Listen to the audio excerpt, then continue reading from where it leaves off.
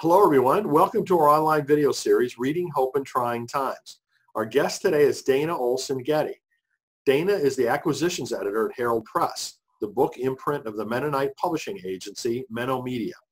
Previously, she served as associate pastor for 5 years, coordinated theological education programs and a Christian reconciliation for seminarians and seasoned leaders, and worked as a campus minister.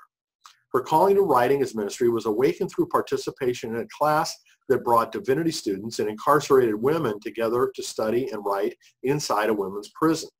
She's been published in the Christian Century, the Mennonite, Timbrel, and on the MCUSA blog. So Dayna, it's really great to have you with us here today. Thank you for joining us. Thanks. It's good to be here. So maybe you can start by just sharing your reactions to this whole pandemic craziness that we're going through and how that's impacted you. So I've had waves of reaction. It's been almost 2 months, I think, since we had a stay-at-home order, and so just a little bit before that, all the Menno Media staff who worked in our Harrisonburg office started working from home, and right around that time, my son's school closed as well. He's in 3rd grade. So we've been home for a couple of months, and that has had its challenges. One of the more challenging things is that kind of in the midst of that, it looked like we weren't really sure what was going to happen with the financial situation at Menno Media, and so some of us were laid off briefly. Thankfully, they were able to get some of the paycheck protection money, and we're all back full-time at work. But certainly that was an experience of uncertainty and anxiety. And then my husband has been, he works with a day shelter for people in our town who are homeless. And so for the past month, he's been sheltering separately because some of those folks were diagnosed with COVID, and the people who work with them are exposed if they're working with them. And so he's sheltered separately. So our family has been apart as well, which has been challenging. So there's lots of layers, and I feel like it's one of those situations where each time we think we have found a way to live in this little set of uncertain circumstances, something shifts, and we're trying to adapt and find a way to cope with something different.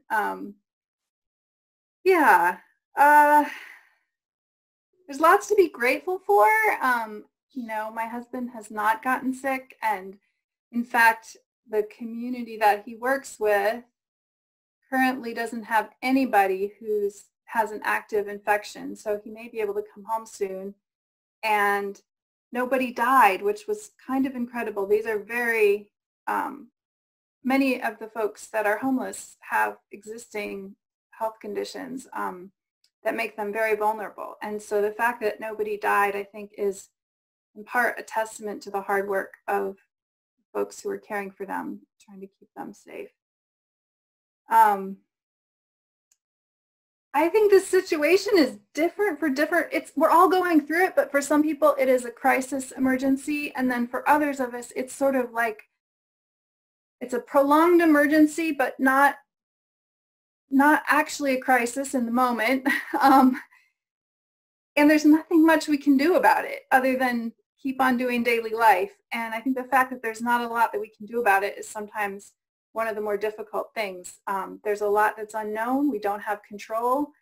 We can't predict when we'll be back to the things that make life feel normal. And so we're kind of in this wilderness season, not knowing how we will get out of it and when, and what the path looks like. So that's how it's felt to me along the way. And I've had my moments of frustration and grief, and then some days I think, oh, I'm glad to be home and I'm going to garden. And so I think maybe I should get chicks. I've gone through all those stages I think a lot of people have gone through. So there's both grief over ordinary losses and a lot of gratitude for what is good and what is well.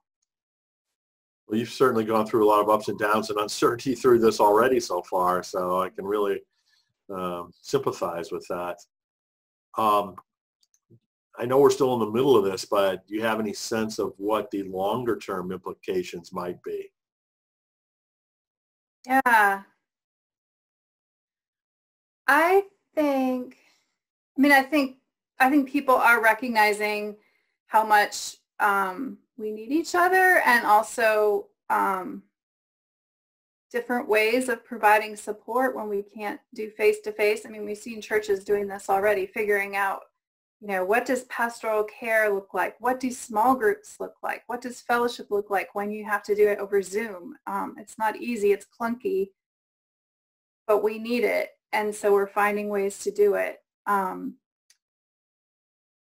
think part of it, we've just been kind of fast forwarded into using, anyone who was reluctant to use these digital tools or had kind of reservations has pretty much been fast forwarded into using them. And I think part of what we're realizing is that digital is real. It's different than face-to-face, but it's not less real.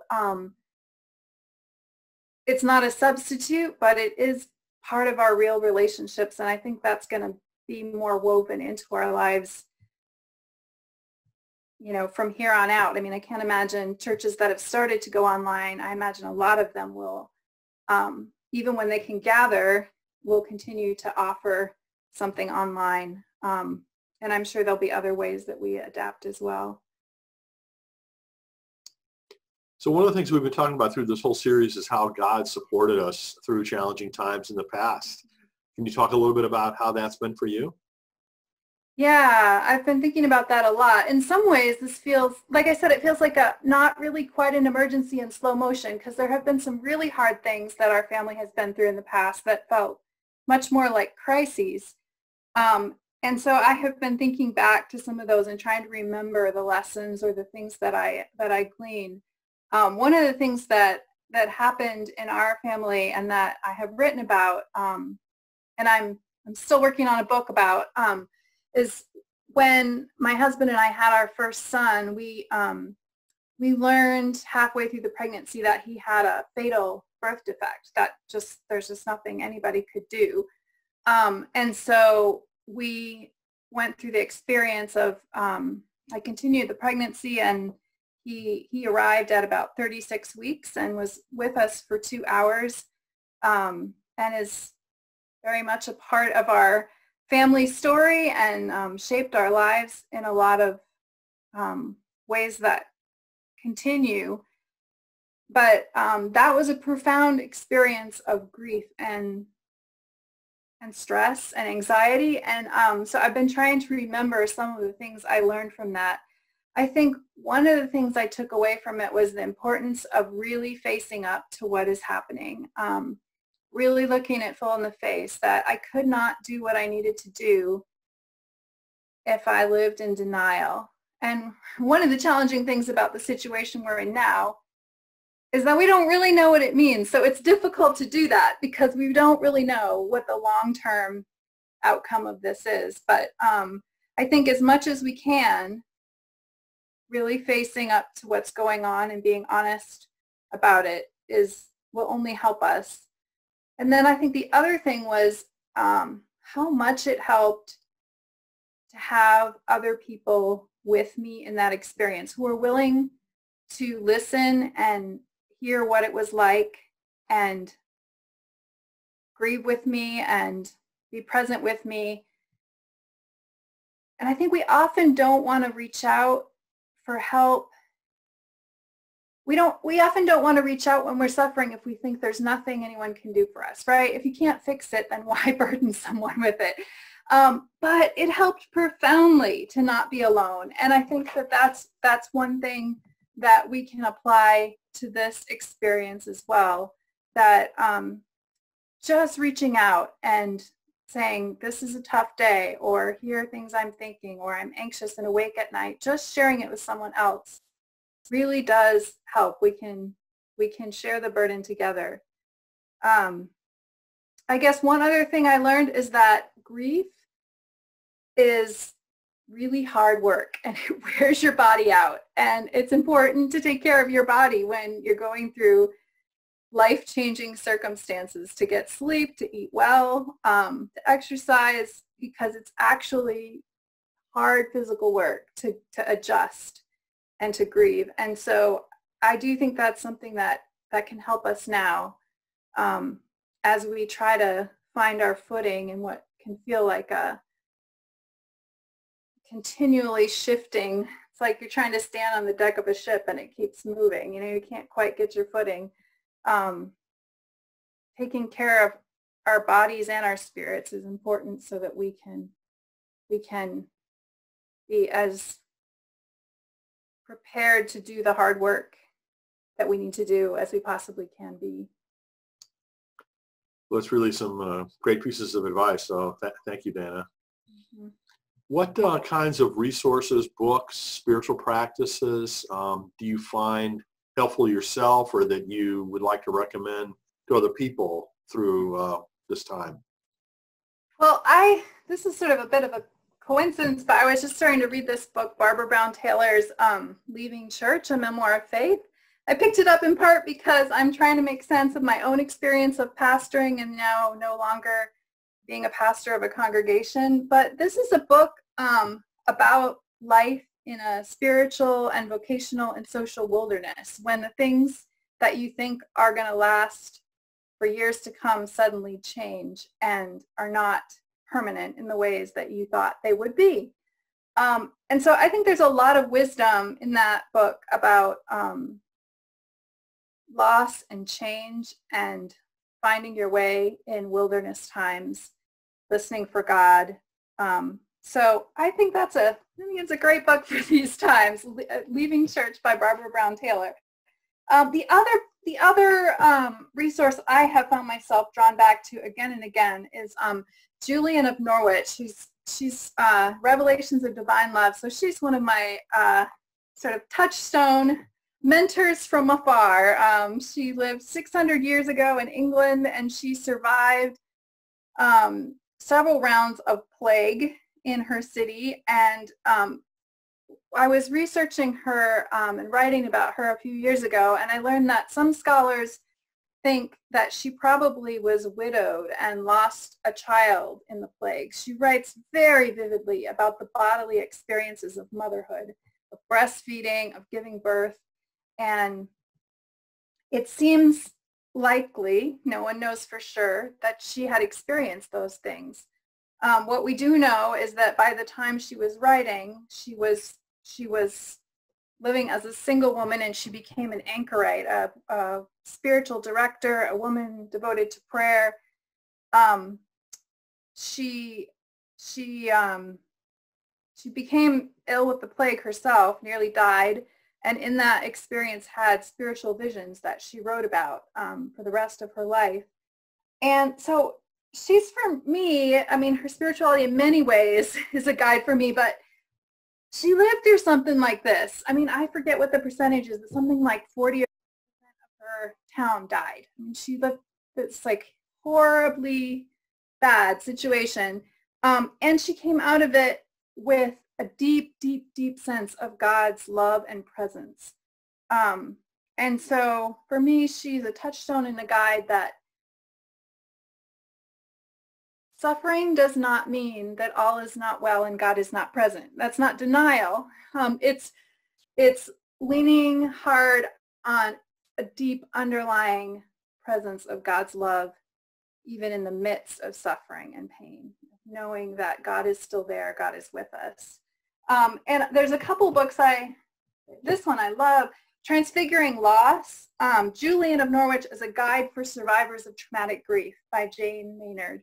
And so that's in some ways a more accessible starting place because, a woman who wrote 600 years ago writes in prose that isn't necessarily easy to understand. But I really like this book that uses Julian says basically she was a survivor of traumatic grief. Her spiritual writing was her way of processing and memorializing what she went through. And she can be a guide for us when we go through traumatic grief as well. And so that's a wonderful resource. The other thing I would say is garden, be outside, enjoy what you can of bodily life, because we need moments of joy even in the midst of struggle and suffering. They feed our souls, and we need to receive what God sends, receive the goodness that God sends even in the midst of what is a struggle.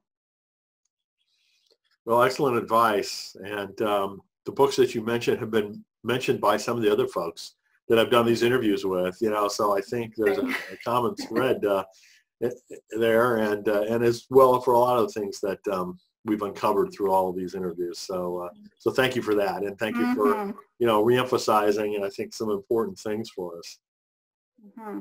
I've read a lot of things about this pandemic, but this was one of the wisest things I read. It was in the Christian Century by a woman named Lucilla Crina, who I don't know, but she's a student at UVA. And she wrote an article called "The Pandemic Has Made Us Unintentional Monastics," talking again about this experience of wilderness, of desert time, of being, there is the potential there for deep spiritual formation if we're willing to open ourselves to it. That this whole experience of losing control can help us get in touch more deeply with the reality of who we are as human beings and who God is and what is real and true about life. But most of the time we live with the illusion that we actually do have control, even though we don't.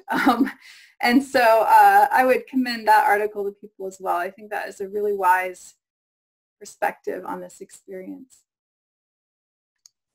So Dayna, I just want to say thank you for joining us this afternoon. It was really great to meet you and spend some time with you, and I appreciate all your thoughts on this whole experience that we're going through together.